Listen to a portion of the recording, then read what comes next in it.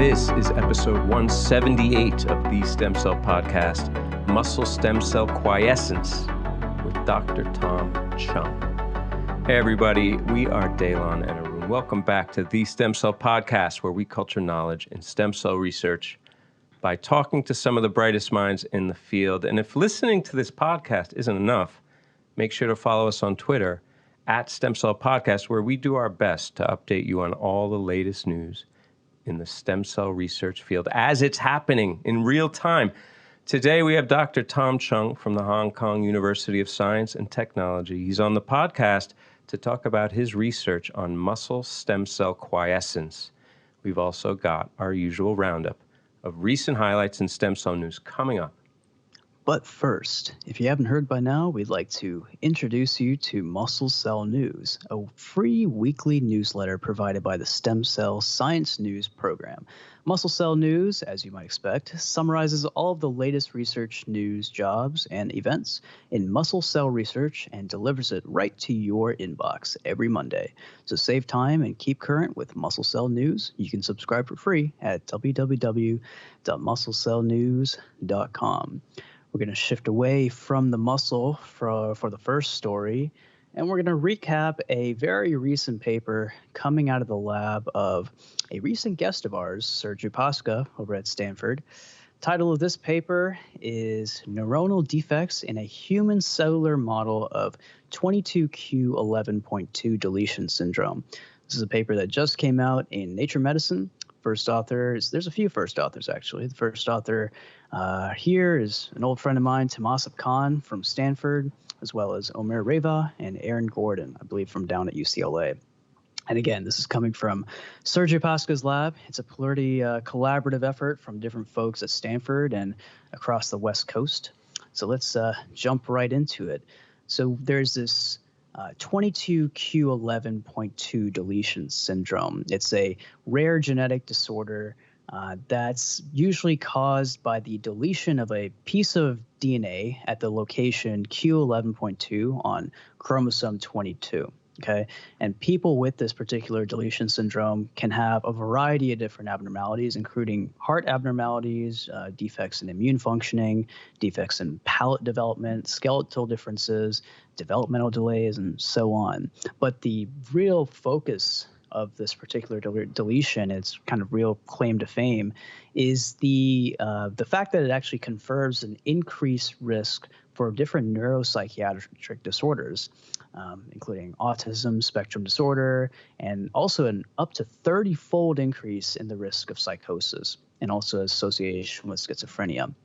So this 22q11.2 deletion is actually the most common genetic copy number variant that's found in people with autism spectrum disorder, and up to a quarter of people with this syndrome are ultimately going to develop schizophrenia.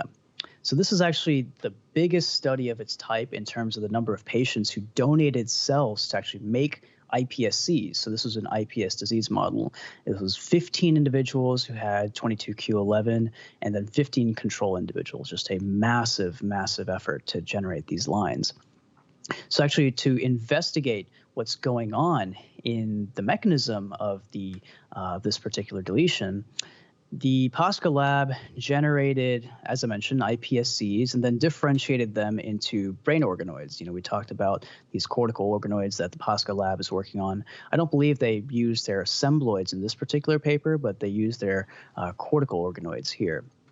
And so they're able to analyze the gene expression in the organoids across 100 days of their development, and they found changes in the expression of different genes linked to the neuronal excitability in the organoids that are actually created from these people. So they took a closer look at different signaling pathways, and they actually found that the 22q11 cells had defects in the resting memory potential, in calcium handling, and so on. In particular, they found that there's a gene in the 22q11 deletion area, DGCR8, that could be associated with some of the neuronal abnormalities for the particular syndrome. And it's actually been demonstrated in mouse models and rodent models that there is a link between this particular deleted gene and the onset of the neuronal abnormalities. So they did some CRISPR, and they identified that a heterozygous loss of the gene is actually sufficient to induce some of the changes in excitability and action potential that I was talking about in their 22q11 neurons.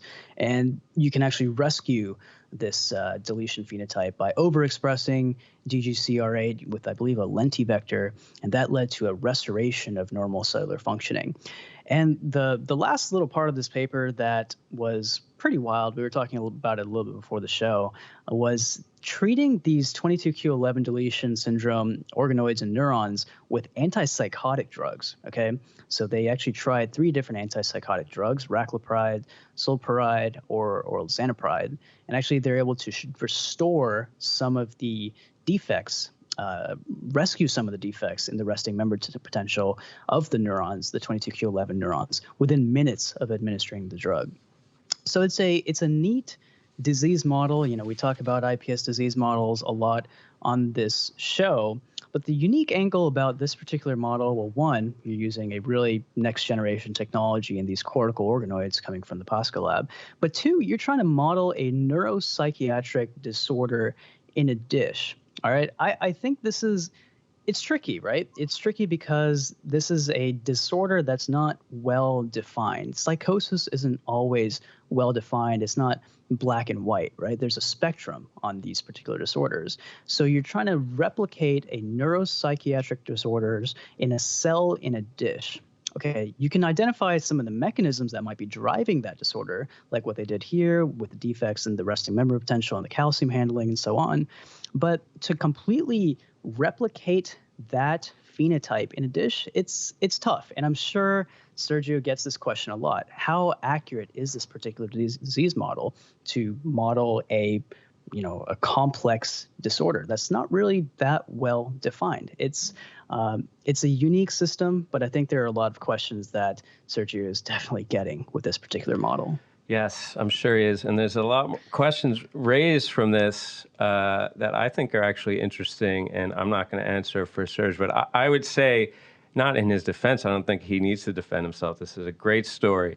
But I would say that the key here, it's really up to the editors, I would say, to decide whether this meets the scope. I think the key here is that they found a phenotype. They took those 15 individuals and created a robust study that was able to distill this genotype down to a phenotype that they could measure, and then they started telling their story. Then they reduced it down to this gene. Then they showed that you could rescue, and it was sufficient to rescue. So I think that they've done their job, and it's up to the editors to say whether this belongs in Nature Medicine or somewhere else. But what I thought that was really interesting also from this is that the real key, the era we're living in, is that we had a whole wave of the looking at the disease modeling with these monogenic diseases, or single foci diseases like this. And then it seems like we ran out of diseases, right? And all the big studies came out, and now we have a whole new opportunity, a whole new raft based on the idea that all those that were synthesized from 2D. And now we have the organoids, so we can recapitulate those more physiological systems. But here in this case, it's there in the abstract that the defects in neuronal activity were present in the 2D derived cortical neurons as well. So I would ask Serge about that. Like, did we need organoids for this? And of course, organoids help. But was it just the fact that no one was able to do the brute force IPS derivation and whatnot before now to look at this question? Or did the organoids really give another dimension, literally, that allowed them to elucidate this phenotype? Yeah, I think we would have definitely a lot of questions for Sergio if we had this paper come out, before he joined us on the podcast. But you're right. I mean, this is a disease model, and over the course of time, these disease model papers have, in general, been lower in their overall impact. Like we talked about, some of the initial papers for IPS disease modeling, like modeling a long QT syndrome in a dish, and that was, you make one IPS line, you show a phenotype in a dish, and that gets you a very high-profile paper. I think just the scope of work, the amount of work that the folks here did, tells you how much you actually have to do these days to get into a high-profile journal if you're doing an IPS disease model. So again, 15 lines, 15 lines, 30 total lines, 2D models, three-dimensional models, CRISPR, lentivirus, drug rescue, everything. And that's what it took to get into Nature Medicine. But hey, props to their persistence. Yes, and then on the other hand, you have the COVID stories. I mean, you've been here, Arun. If it's a COVID story, it's just a race. And Yep. I mean, it's important. I'm not trying to minimize this, but maybe you can get away with a little bit less elbow grease. Nevertheless, this is a COVID story that's a bit old now at this point by the time this airs, but I think it's important. It's a nice illustration of how you can use IPS and organoids to tackle these really salient and immediate questions. This is a story from Guali Ming at UPenn. Although we were talking before the show how we talked with Madeline Lancaster when she was on the show about how she did a similar thing, and I'm betting she's ruining the publication of this story, which may have been a bit of a scoop for her. Anyway, it's about COVID. We talk about the major risk. Everyone's on a vent, right? That's what we think, but it's emerging that there's also these neurological complications, stroke, altered mental status, encephalitis, encephalopathy, dizziness, headache. Also, there's neuropsychiatric ailments that I hadn't heard about this. I don't know about you, Arun, but new onset psychosis, neurocognitive syndrome, and affective disorders, all been reported in a significant number of patients. Also, you found the viral RNA in the brain and in the cerebrospinal fluid, so you know that it's like peripheral there, or if not central, but it's unclear whether the symptoms are a consequence of direct neural infection or a sequelae of like a systemic conditions, right? And there's a limited availability of brain tissue, of course, with patients that have COVID and neurological symptoms. So, these people are walking around talking about it, but we can't get to their brains, obviously, and we can't study the ongoing pathogenesis because it's in their brain. Also, cell lines can't recapitulate normal human physiology. We know that. Cell lines also have like tumor-associated mutations a lot of time. All this leading to the obvious point here. We got to use organoids or iPS-derived cells, something that's more native. And organoids were really important for studying Zika. If you remember, they were really essential in solidifying the link between the Zika virus infection and the neural progenitor. It showed that they were actually the vector there. And also, iPS and organoids have recently been used to great effect with COVID. We've talked about all of them pretty much in the intestine, the lung, kidney, liver, pancreas, vasculature, brain. All these systems have been exploited in the iPS system. And that leads us to this. This is a story by, as I said, Guali Ming. And it was based on the observation that and a lot of groups have reported that there's very sparse infection of actually neural cells, neurons and astrocytes. And when they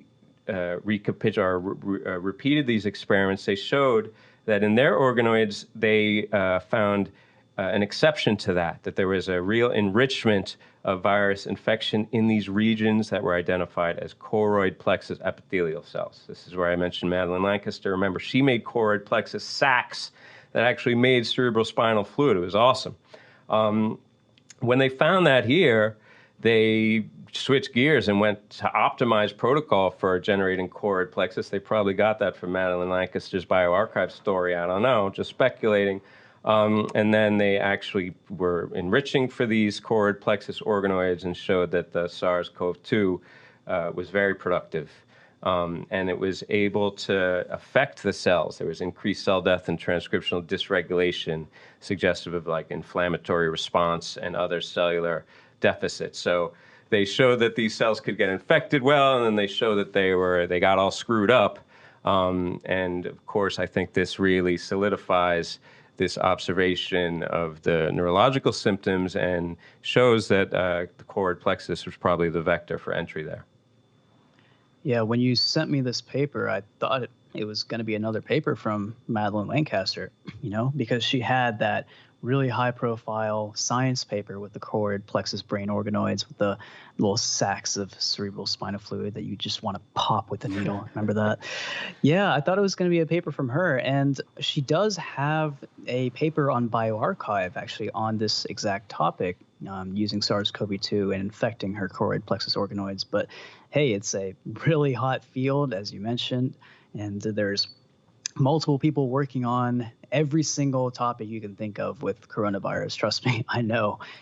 We published something on using iPS cardiomyocytes to model cardiac infection with the coronavirus. And, now there are actually 5 or 6 other papers using iPS cardiomyocytes to model, COVID-19 and SARS-CoV-2 infection. So it's a saturated field. It's a hot field, but, we learn something new about the virus every single day. And I think really the more information we get is good, because then, we still have to tease apart the mechanisms of how this virus, is actually functioning. And the last thing I'm going to mention, did you know that I actually did a little something with iPS-derived cortical neurons myself in the lab over here? I'm not just a heart guy, I dabble in brain stuff too. I just so happen to be the heart guy in the brain lab here in the STEMCELL lab at Cedars-Sinai.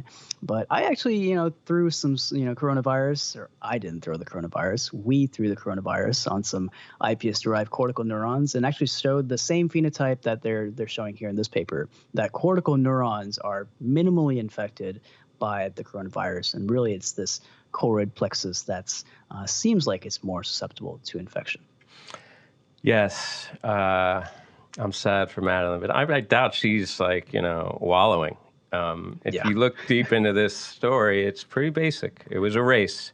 They have bulk RNA-seq, they have a kind of glancing blow at kind of cellular deficit mechanism there. But knowing Madeline, I'm sure she's deep into using the more cutting edge, looking at a higher resolution analysis, and probably, looking at the back end of it. How do we mitigate the ability of the virus to enter these cells? So Madeline, we'll have you on for your rebuttal there. We'll have to talk to her about that. Yeah, no, I'm pretty sure, she's doing just fine. She's got plenty of pretty high profile papers that have come out this year. I mean, it always does sting when you inevitably do get scooped, but she's got plenty of good stuff still in the works. So we're going to shift gears away from stem cell biology actually entirely for a moment here and talk about a heart paper. Yes, a heart paper. I'm sorry. I'm a broken record, I know. But I think this is really important. This is a resource that just came out titled Cells of the Adult Human Heart, period. That's it. That's the name of the paper. It's a Nature paper. And really, this is going to be, I think, the definitive single-cell resource for cardiac muscle biology. That's why I wanted to highlight it.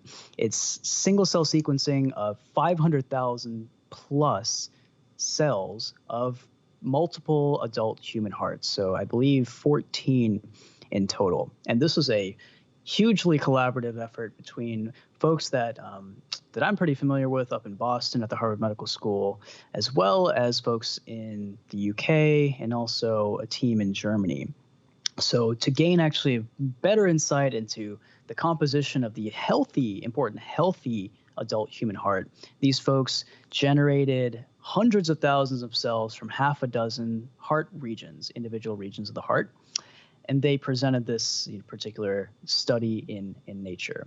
So 500,000 cells, it's a collaborative effort between all these institutions. And so what did they ultimately find? They're able to show that there's a high level of heterogeneity in cardiomyocytes. So not all cardiomyocytes are the same. So in ventricular myocytes, which are enriched for gene transcripts that encode the sarcomeric proteins and different transcription factors, they actually identified 5 different distinct populations. One of them, this VCM1, makes up 60% of the left ventricle, but only about 37% of right ventricle. So even so-called ventricular myocytes have differences between the left and the right ventricle. Okay, so that's kind of cool. They also showed similarly that there are actually 5 different atrial cardiomyocyte populations. This is a little scary, okay? We talk about in IPS disease modeling, we're making ventricular cardiomyocytes, we're making atrial myocytes. But it's way more complicated than that, according to the single cell paper. Even within the atrial population, there are a bunch of different other subpopulations. And also, there's 17 different subpopulations of endothelial cells, smooth muscle cells, parasites, mesenthelial cells, and all in all, more than 60 different cell states that are actually found across the 11 cell types that they investigated in the human heart. And finally, kind of bringing it back to the COVID related stuff, because everything has to have a COVID angle these days, right? To actually illustrate how this cardiac cell atlas could be applied, they examined where in the heart the SARS-CoV-2 coronavirus receptor ACE2, this famous ACE2 receptor, is expressed.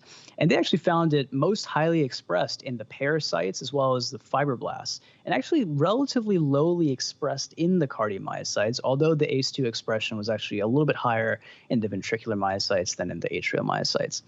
All right, so it's not a single cell paper, but it is a tour de force. It is a tremendous piece of literature. It is a tremendous resource.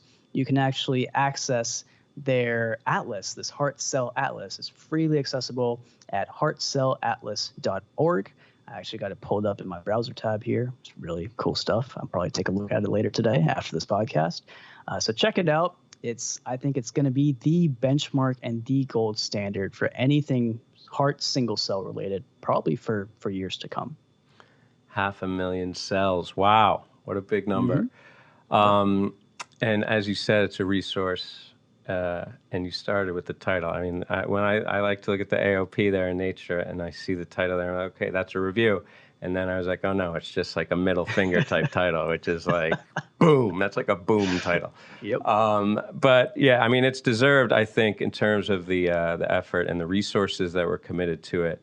But part of it aggravates me. It's obviously this single cell fatigue and all that stuff. I know these are your people over there. No disrespect.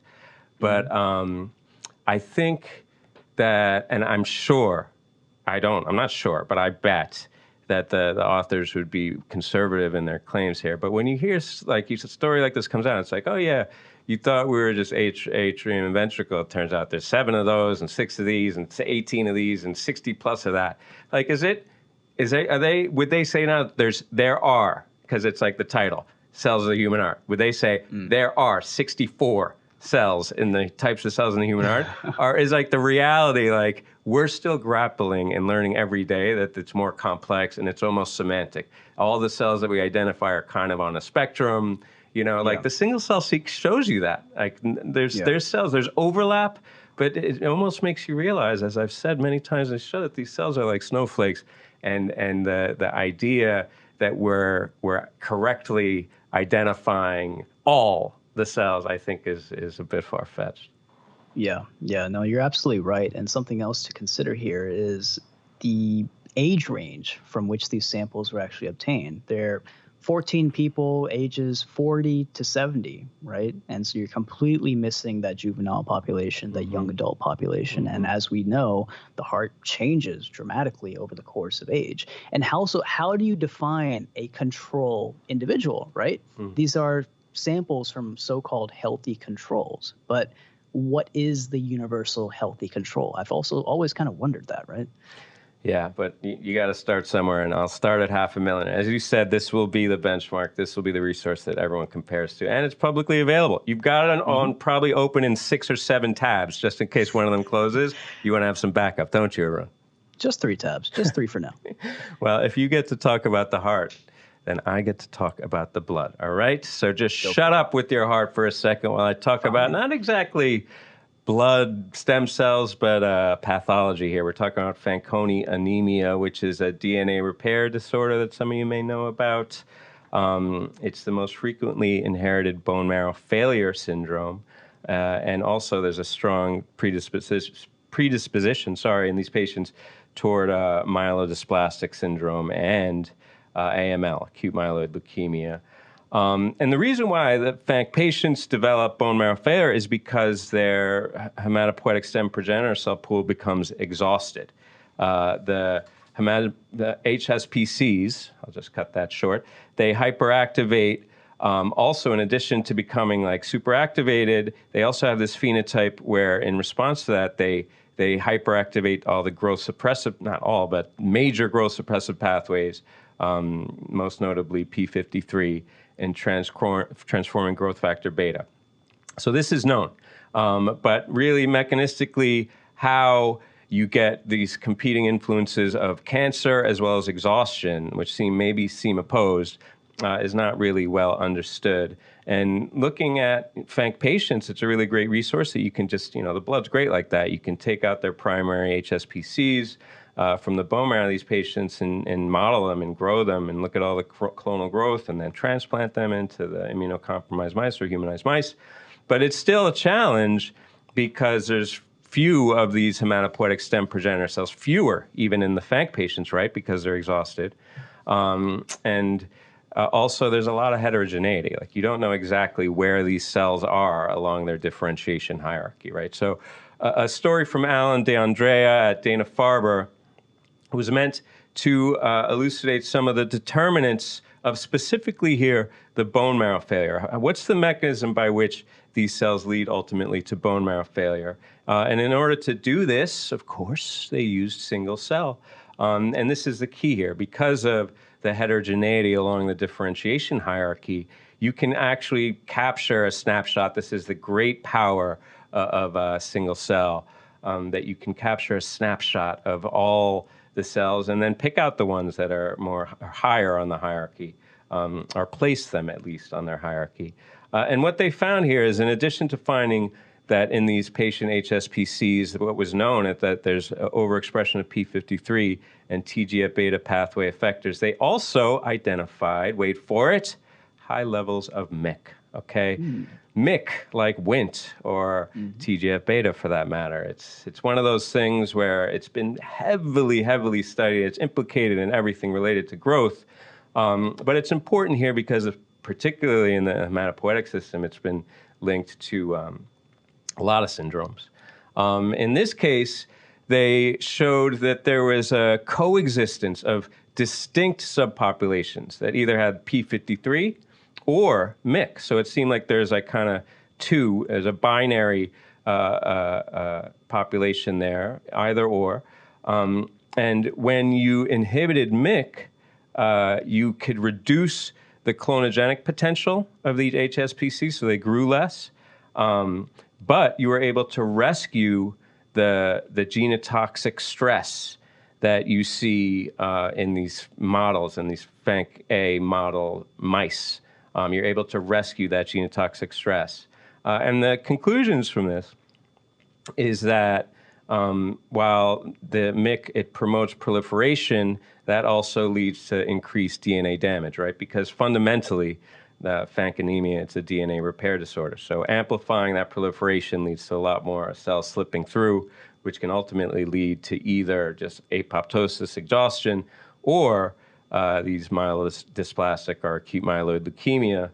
And also, finally, they show that there was also a downregulation of cell adhesion genes in these cells, which ultimately led to enhanced egress from the quiescent niche there. So in totality, using really just like single-cell-seq, which is, I don't want to downplay the importance of this story, but using this assay and then following up with some functional stuff, we're able to show that there's kind of this dichotomy in these FANC patients whereby MYC may be promoting proliferation, but also leading to a lot of genotoxic stress, and that there's two competing influences working towards bone marrow failure in FANC anemia patients. One being the bone marrow failure because of the massive growth suppression, and alternatively, you're getting these cells burn out downstream of MYC hyperactivation. So a nice hematopoietic story. You can never hear enough, if you're me, about hematopoietic and the little kernels of knowledge that we can glimpse to try and, figure out how to solve what kills the most people in terms of cancers.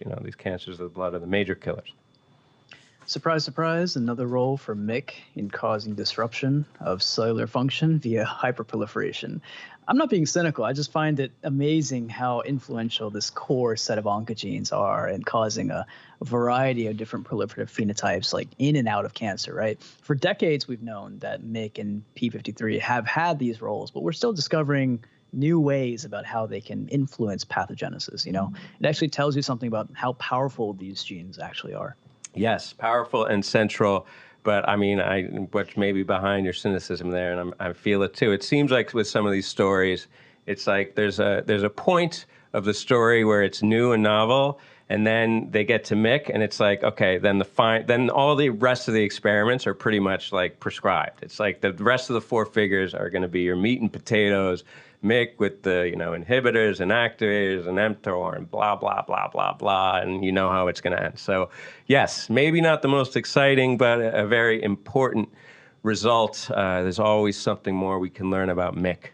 You may even wonder, what does MYC do in skeletal muscle progenitor cells if you work with them? If you work with them, the Stem Cell Technologies human myocult workflow supports your muscle research from start to finish, allowing you to derive, expand, and differentiate human skeletal muscle progenitors. You can also expand mouse myogenic progenitors using mouse myocult expansion medium. Learn more about this at www.stemcell.com/myocult. And now we can talk about skeletal muscle as we were meant to do with Dr. Tom Cheung. All right, today on this episode, we have the special delight of having Tom Cheung, who is the S.H. Ho Associate Professor of Life Science at the Hong Kong University of Science and Technology. The Cheung Lab investigates the molecular pathways that control muscle, stem cell quiescence, and stem cell-mediated tissue regeneration. Tom, thanks so much for joining us on the show today. Thank you for the invitation to speak at this podcast, Dylan and Arun. So Dr. Cheung, thank you so much for joining us here on the podcast, and we'll jump right into it. Your lab focuses on the molecular mechanisms of stem cell quiescence and activation, as Dylan mentioned, with a particular focus on adult stem cells. And this June, you actually published a paper in Developmental Cell focusing on a unique mechanism, global intron retention, that muscle stem cells actually use to stay quiescent. So tell us a little bit more about this unique RNA splicing story, and just how conserved is this mechanism in other adult stem cells as well? So Arun, thank you for bringing this paper up, and we're very excited to finally have this paper published. But before I jump into the phenomenon of intron retention, I would like to actually talk a little bit about one of the techniques that we're using in this particular paper, namely a technique that we try to fix the stem cells in situ. Right. So I think this is actually one of the main reasons why we see what we see. So now, this particular fixation technique is essentially, very simple. It's a perfusion technique where we perfuse a very, very light dose of peroxyformaldehyde into the mouse, and very light in terms of, it's light enough that we can extract the cells out from the tissues, but it's enough to actually stop the machineries from going. So in other words, we actually are able to kind of take a snap freeze of what's happening in the cells. So now with that said, I think this actually changed the way how we view about our cell technique, and generally speaking, flow cytometry, which is a bread and butter technique for stem cell biology. So if we, now go back to the actual story, right? So through the use of this particular technique, we were able to, originally the thinking was, let's take a look at the transcriptome of these true quiescent stem cells, or quiescent muscle stem cells. So when we were analyzing some of these RNA-seq data, what we found that was, there's basically a prevalent accumulation of some intron reads in many of the transcripts. So now the interesting thing is, if we were to look at some of the early activated time points or even the fully activated time points, you don't see any of these intro retention anymore. So then we kind of, maybe this is a good, interesting mechanism there to explore further. And this is where we started from the, basically from the phenomenon that we observed in the RNA-seq. So from that point on, we also stumbled into one of the splicing regulator. So this particular protein called DAC, so DEK. So DAC is previously been shown to help with facilitating intron removal, particularly the phosphorylated version of it. So and the way how it works is it helps the UTF-35 to it basically bind to it and help to site the 3' splice site. Right? So and with that, the complex will help to splice out the intron.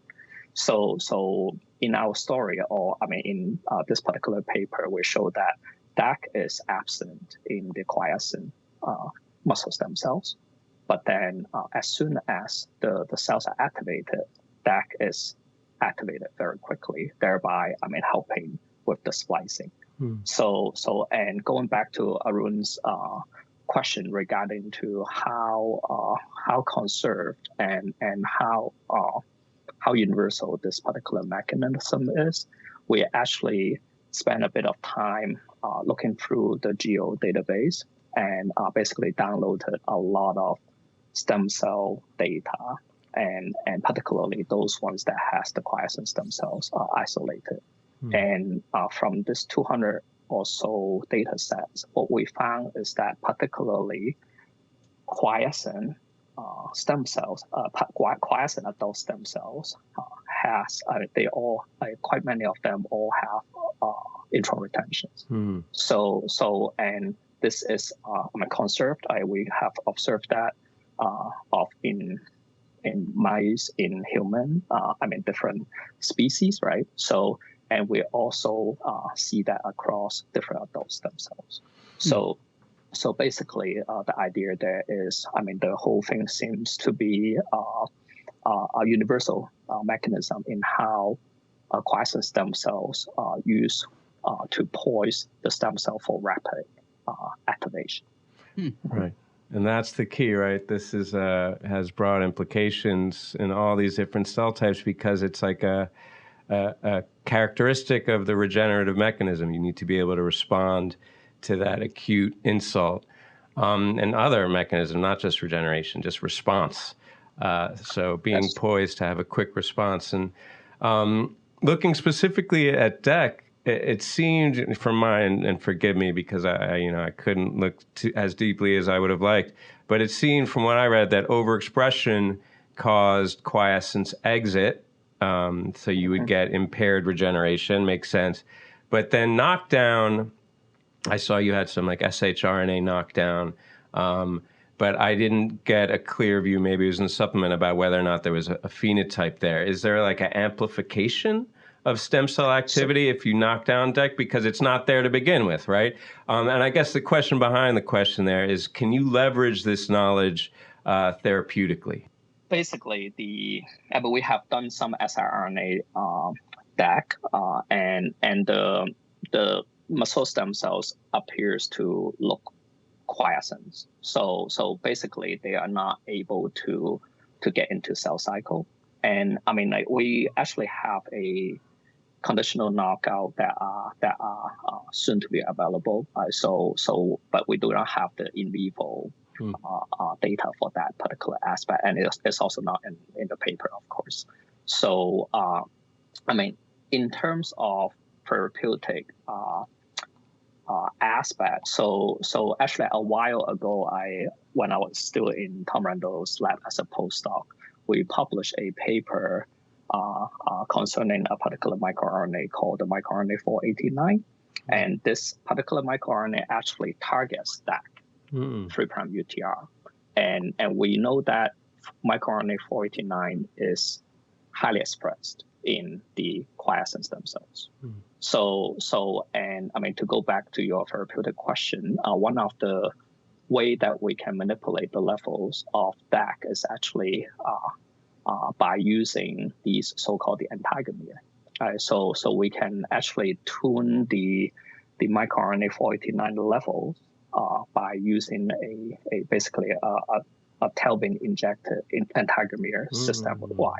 So and from that particular experiment, what we can see is, I mean, basically muscle stem cell activation in otherwise an uninjured muscle, suggesting that this particular regimen are able to activate the stem cells. But we have been following up with that, but we don't have a lot of data to discuss at this point. Yeah, but muscle stem cell activation is something that really captures the imagination, right? So your story was a really beautiful basic science story, but it has a lot of translational potential. So in terms of muscle stem cell activation, one thought is you can use it potentially for healing in the case of an injury, or maybe on the other hand, maybe the adult muscle stem cells can be stimulated to enhance muscle generation, something that I could use more of these days.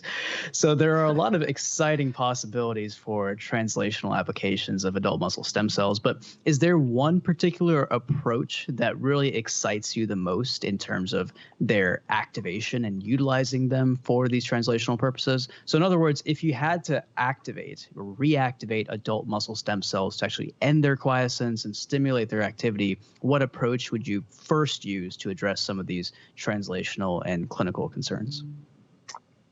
Well, that's a difficult question, Arun. We ask the tough questions here. Yeah, I have to think about this for a second here. But I would say, I mean, I will actually would not directly answer your question. Okay, but I would actually I want to suggest the following.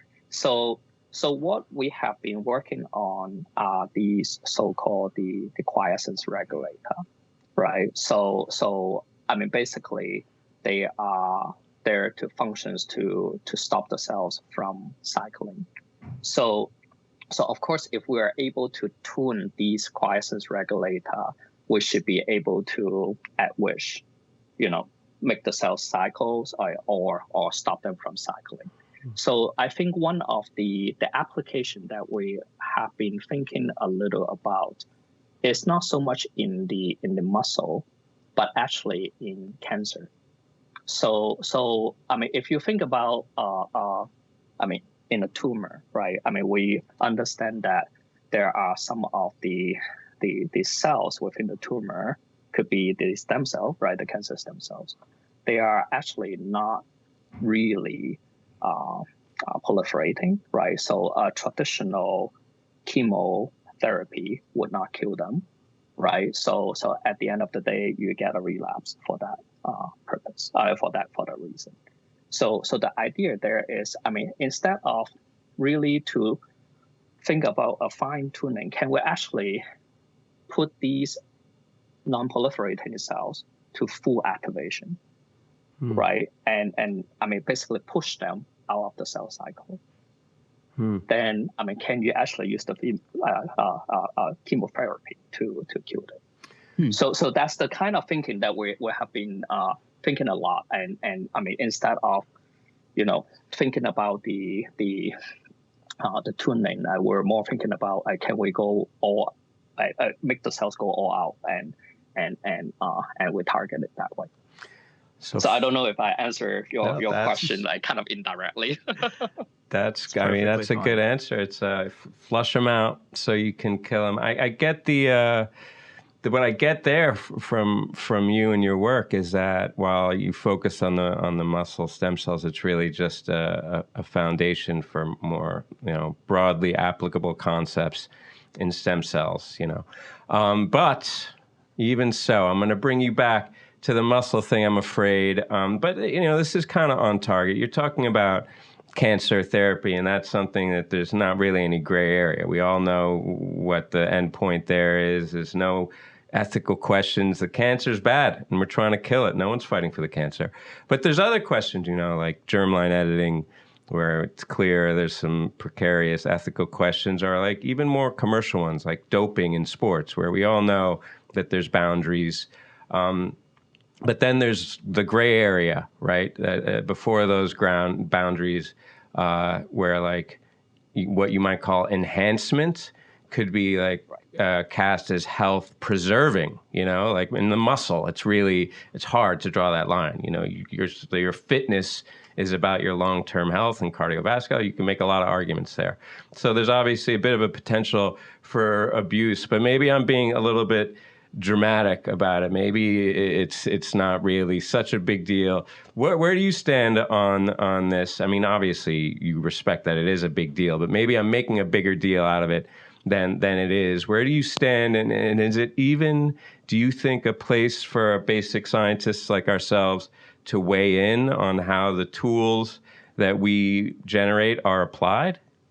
I think, getting down to it, I actually think that we need to do it and basically understand the biology better and actually really try our best to find a way that we can do these kind of enhancements. But not so much for, of course, there will be, what you're referring to, the ethical concerns is, for example, I don't know, in sports and that kind of scenarios. But I'm more thinking about people who suffers from sarcopenia. Right. Eventually when you get old, you're going to get these kind of muscle weakness and you do need enhancements. So the question there becomes, if we,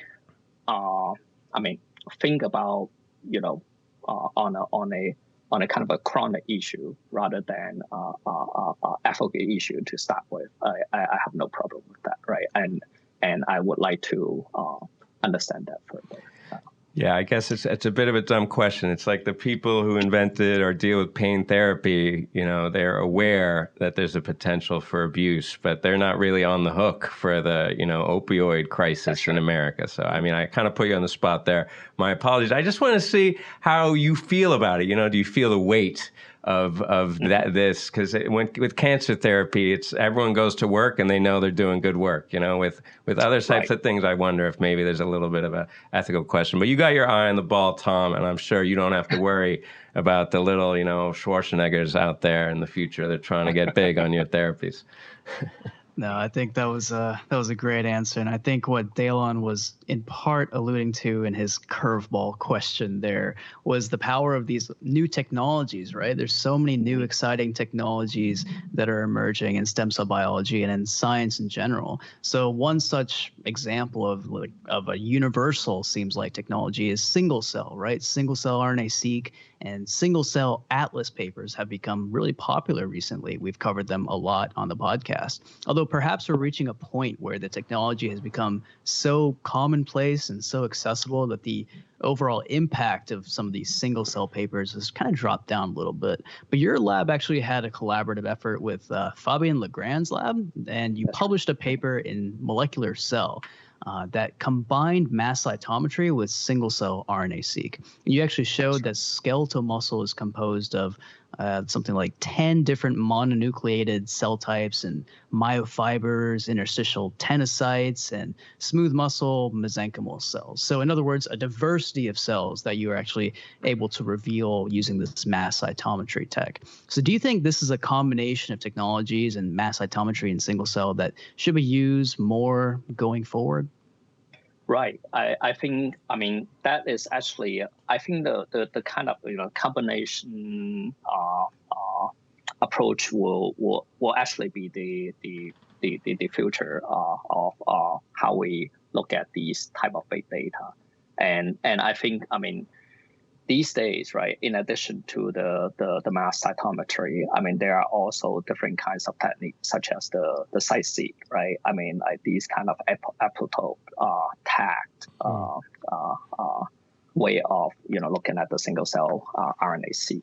So you can actually look at the cell surface receptors alongside with your single cell RNA-seq data, right? So and I mean, putting together with, for example, some of the spatial transcriptomics. I mean, these are, I think, just to name a few, some of the things that are on the horizon, what people are doing, and I do think these days technology indeed drives some of the interesting discovery.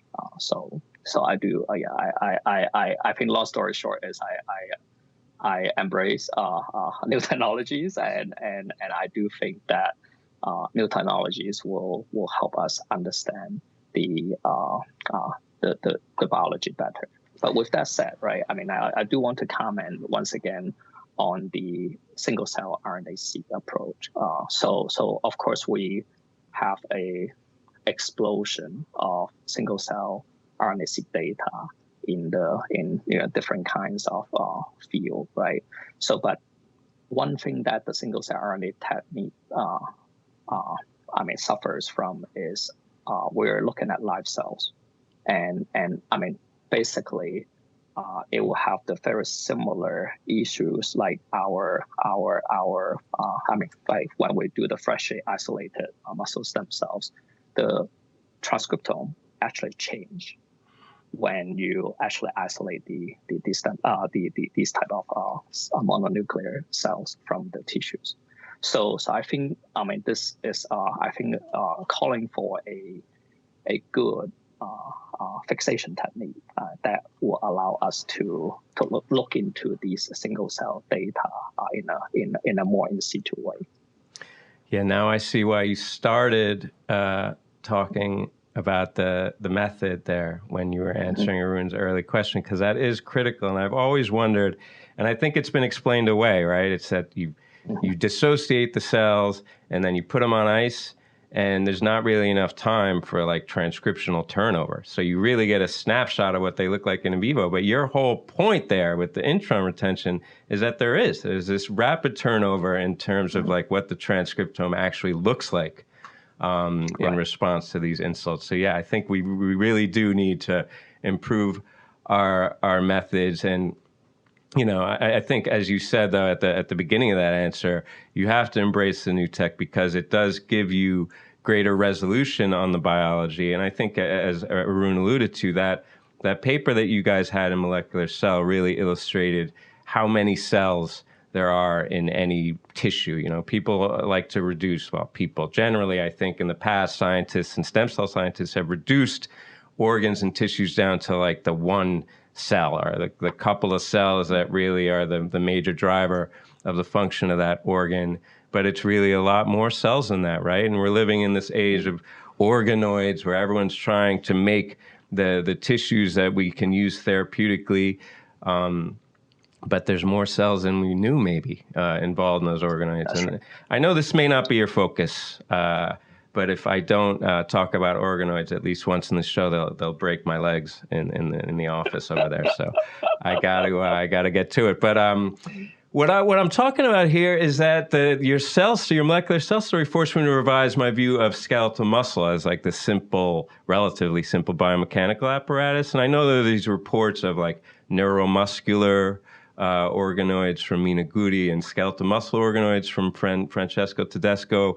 But how close do you think these come to the bona fide? Now, knowing what you know from your molecular cell paper, are we close to making something that really approximates skeletal muscle?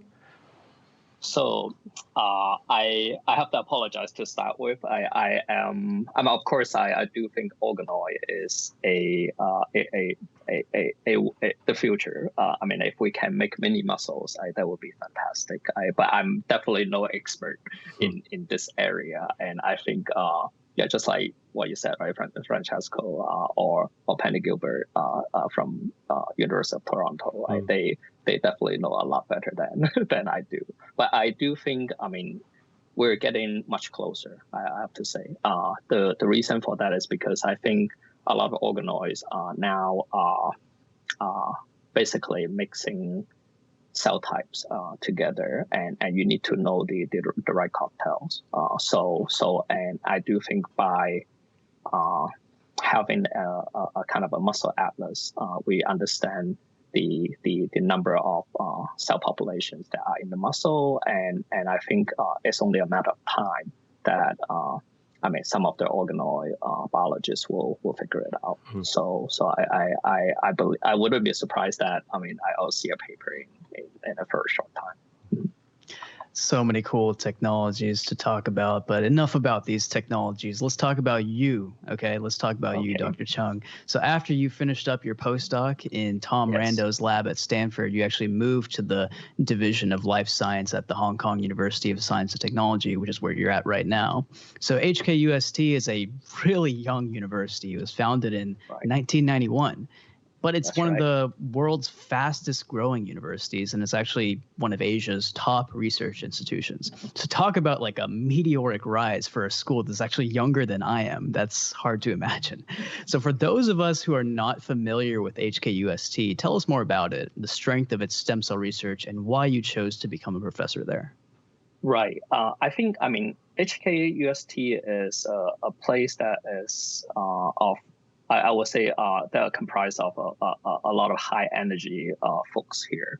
So and the interesting structure of this university is that we're actually a single gigantic building, and the building, within this building, we have people from of course the School of Science, people, physicists, mathematicians, life scientists. But we also have a lot of engineering folks here on basically just one floor below us. So the structure is built in a way that actually aim to foster multidisciplinary research. So I think this is one of the idea that in about 30 years ago that is rather innovative, and it does work for this place. So you see a lot of interesting research that are done jointly with engineering department and the science departments. So I would say the good thing about a young university is that the administration is very willing to try out new things. So they're very, they don't have a rigid architecture here or structure here to, that you have to go through. Right? So if you have a great idea, you talk to, you can talk to the dean, right? And the dean will support you. So you can try out a lot of new ideas, a lot of new initiatives that way. So I think this is why I'm always a person who is very adventurous, and I found this place to be a great place for me. It's hard to talk about Hong Kong, though, without discussing this newly imposed security law that implements sweeping measures to suppress political agitation in a field like stem cell biology that has been, at least historically, a bit fraught with the political implications of the work. Do you fear that this new law or laws may have impact, negative or positive, on stem cell research? Well, that's an unexpected question, Dylan. So I would say that actually, interestingly, right? Indeed, we do have a bit of thoughts about all kinds of political movements. Different kinds of laws are starting to emerge in the recent year or so. But in terms of talking about science or funding resources towards not just stem cell biologists, but just generally speaking, innovations, science and innovation. There's never a better time, actually. In Hong Kong right now, the government actually is pouring quite a bit of resources into innovation. So this partly has to do with we are now I think the Hong Kong government is trying to transform our economy from solely relying on finance to a bit more, basically diversify the economy a little bit more. So I think with that said, I do think right now, indeed, there are a bit of a political issues here, but in terms of supporting science, I think either the Chinese government or the Hong Kong government, they're actually in full support, and I think to some degree they're very eager to make this a place for research in Asia. Well, there's political issues everywhere around the world, it seems like these days. So, at least, well, it sounds good that the stem cell biology is definitely being supported there in Hong Kong. So that's refreshing to hear. And so thank you again for joining us here on the show, Dr. Cheung. And before we let you go, we're going to ask you a couple of final questions to get to let our listeners know a little bit more about you as a person, as a scientist. So starting things off, what was your greatest science blunder or something that happened in your scientific career that kind of, forced you to reevaluate yourself as a scientist and perhaps built you up as a scientist as well? Right. Well, I guess maybe I will talk about one of the projects that I started out my lab with, which is of course a failure, right? So I mean, like I started my lab at UST, so I was getting all excited and wanting to. Of course, I'm interested in stem cell quiescence. I would like to track these stem cells and see how many times the quiescent stem cells divide throughout the life of an animal. So I created a whole bunch of these kind of cell cycle trackers that are supposed to track the stem cells for a few cycles on a lineage specific way. So everything works well. So I spent a lot of resources on it, and everything went well in vitro. Okay, so I tested it on the cell line. Everything works out. And so I went ahead and pulled the trigger. Let's go make the mouse. Of course, right? Of course. I see absolutely no signal after I got all these mice and after I bred them all. Mm-hmm. So 3 years of work went down in the drain. So I would say, taking this experience, right? Lesson learned. When things works in vitro, it does not always work in vivo. So and these days we go the other way around. We always try to look into the pathways and regulations in vivo before we dig down into the mechanism. Did you figure out ever why it didn't work? Well, I think there's a combination of recombination efficiencies and also the overestimation of how strong the promoter is, and and also how weak the fluorescence proteins are.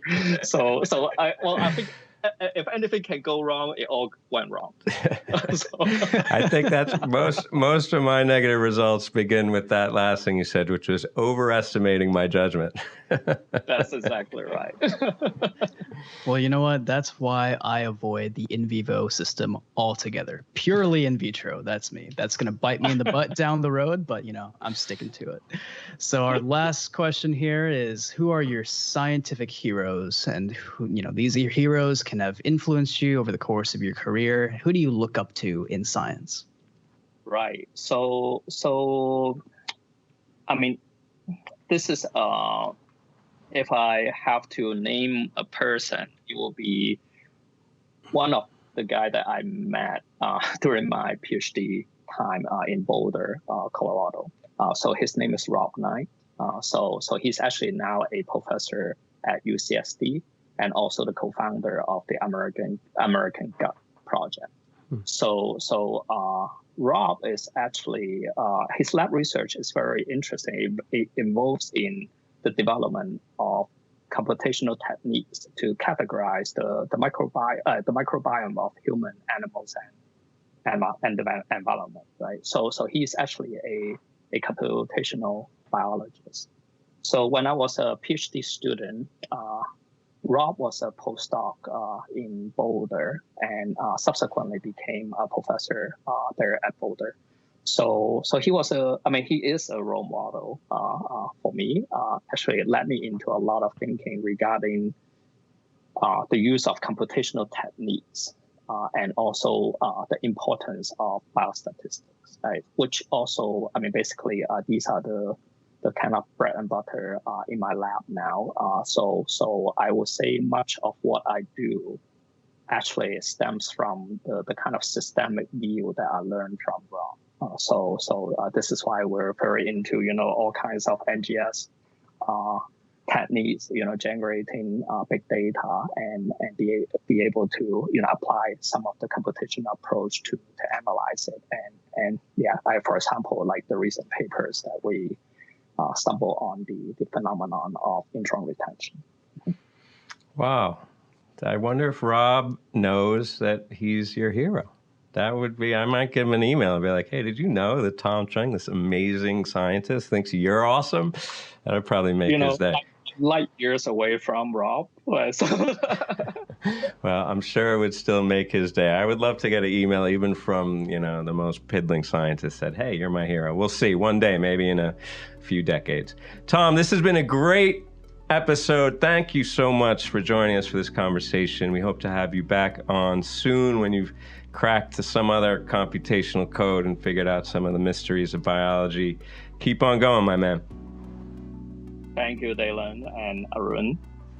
All right, guys, that brings us to the end of this episode. Don't forget to subscribe to our newsletter at www.stemcellpodcast.com. There you can get the show notes, including an episode summary and links to all of the interview and Roundup papers that we talked about. You can also reach out to us on Twitter at STEMCELL Arun will personally reply in a DM. I can promise you that. Or you can hit us via email at info@stemcellpodcast.com with feedback or to suggest guests. Thank you guys so much for listening to this episode. We'll be back with another one in a couple weeks.